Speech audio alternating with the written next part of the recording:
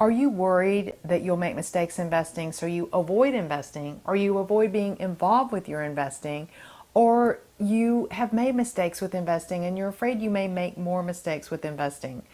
All investors make mistakes. I've been investing for almost 40 years, and here I share what I've learned about investing. I've made a whole bunch of these mistakes. So in this video, I'm going to share with you 5 mistakes that are really, really common with investors and ways for you to avoid them. This is one in a series that I'm doing about investing mistakes. The very first investing mistake that a lot of people make is being invested, having too large a position in one security. Now, this happens a lot as you get older because a lot of people work for one company for a long time and they end up with stock in that company, and then a lot of their net worth ends up tied up in that one company.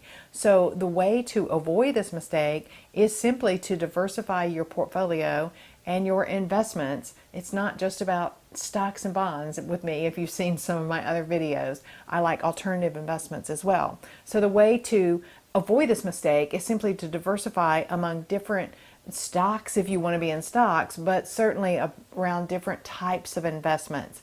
One thing you can do if you have a really, really large position in a single security is to sell out of the money covered calls on that security, and that will generate some income from that security. But that's sort of a side strategy that you can do to generate income. That's not really about avoiding this mistake, but I just wanted to mention it because I think about it a lot. The next investing mistake that's really, really common and how you can avoid it is simply having too much money in one type of investment. Like a lot of people think, oh, well, you know, I have all my money in stocks, but it's in a bunch of different companies or several different index funds, and so I'm not worried because I'm well diversified in stocks. But the problem with that is when the stock market falls, it generally takes everything down with it. So it makes a lot of sense to be diversified in other types of investments, whether that's bonds or real estate or small business or MLPs or REITs or other types of investments. So that's how to avoid that investing mistake that's so common. And people get comfortable with one type of investment, and so they end up sticking with it, and they end up with too much of their net worth in that one type of investment. The next investing mistake that's so common is not having a plan B. And what happens is people have a plan to retire and to have X amount of dollars at a certain time point in their life, and they don't have a plan B. They just have heard that this is the right thing to do, or maybe it was the right thing to do when they started out. Maybe it's no longer the right thing, but they just have focused on this for so long. They've heard for so many years the way to accumulate wealth is to buy into stocks, long-term buy and hold investing, and perhaps this has worked for them. But sometimes that doesn't work, especially if the market tends to correct right in the years right up until retirement, right ahead of retirement, or after you go into retirement. You can really run into a lot of trouble then. I've written a lot about this on my website, retirecertain.com. And so it's really important to have a plan B. You may have read where I shared we sort of did a plan B because we were sort of that way in late midlife. We said, hey, you know, let's rethink this. Let's actually, you know, create a plan B and let's work that plan. And that's what I share here with you and on my blog at retirecertain.com. But always have a plan B for everything in life, right? Because it's super important, because if plan A doesn't work, especially when it comes to accumulating wealth, well, you're just sort of out of luck, right? So it's super important. The next investing mistake that happens a lot is being fixed on traditional retirement planning. Now, traditional retirement planning, what I mean by that, and you may have read this on my blog, is simply to withdraw a certain amount of money from your investment account every single year, and you live off of that money. And typically 4% was the really popular retirement withdrawal rate. Since the bear markets of the first 2000 decade, that's been revisited and revised to be 2 to 3% as being a little bit safer.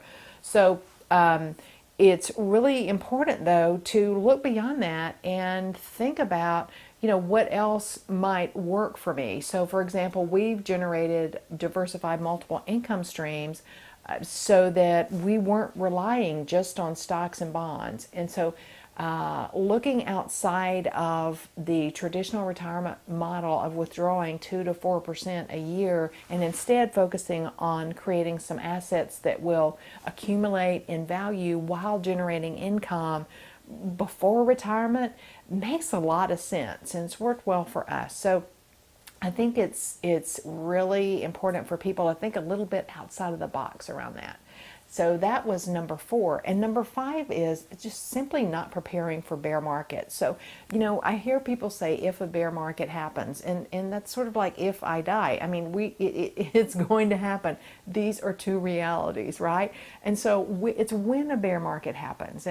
And sure, we are in an upward market a lot more than we're in a bear market, but they do happen nevertheless. And we had those 2 nasty bear markets in the first decade of the 2000s, which caused problems for so many people, especially the boomers nearing retirement and people in later midlife and those who had just retired. So it's really important to kind of have that perspective of how will I handle this, because we do know that for stock investors, bear markets are a fact of life. Now, one of the things I suggest is a stock drop factor, I call it, and it's a little process I created where people have a good idea, a very realistic idea of about how much money they stand to lose when we do enter another bear market.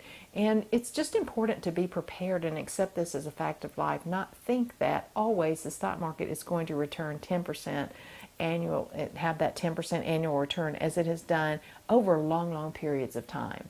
So those are the 5 mistakes that I wanted to share with you in this video. I'm going to do more investing mistakes when I started typing them up, ones that I've either made myself or I've seen in working with clients.